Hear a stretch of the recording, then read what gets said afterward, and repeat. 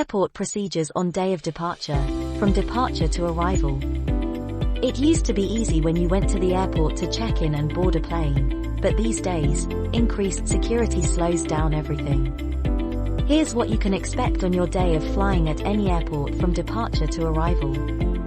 Step 1. Departure preparation.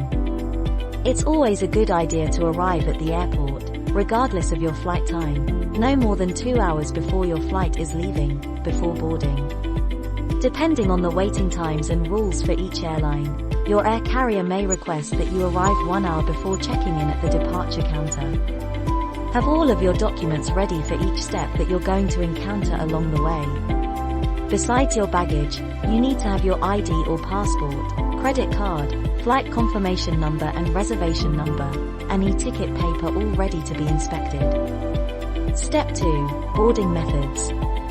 Your first step is the easiest, but this check-in process will often offer 2 types of check-in depending on your airport. A. Self-serve check-in machines.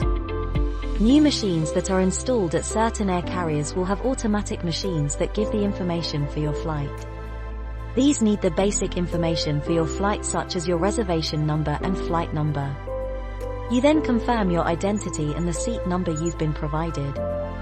This method is fine if you've already booked your flight but will require more info if you are booking a flight on that day. This is why you need your credit card ready to pay at this machine. B. Front desk check-in. You'll need to check in baggage anyway if you have more than one bag.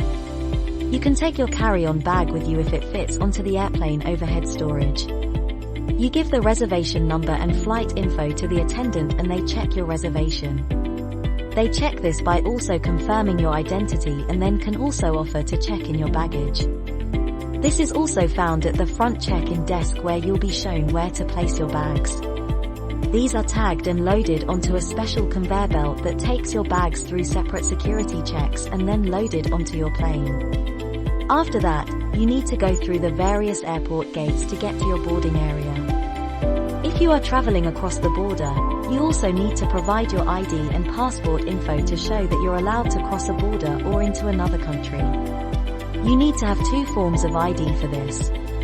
If you have an official picture ID such as a state-issued ID and your passport, this is perfect. There will be a separate desk to pass through immigration once you reach your arrival country. They will stamp your passport at the time of your arrival and also when you leave that specific country. C.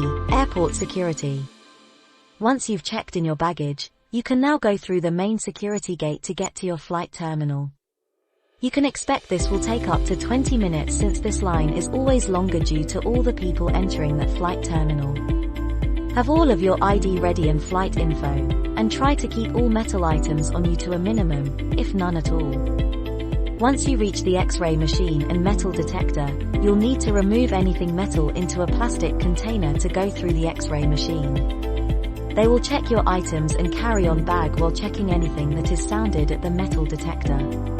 This is all standard these days, so you'll need to be patient. Once you pass through this area and have confirmed your flight info, you can then go straight to your departure area for boarding at the gate. D. Departure gate. It will take a few minutes to reach your selected departure gate. This has a check-in desk where you provide your check-in information. The attendant will double-check your flight info and give you further instructions on onboarding procedures.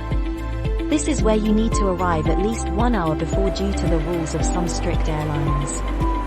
You are also given a boarding pass that's given a color code. This color determines the section that you board the plane.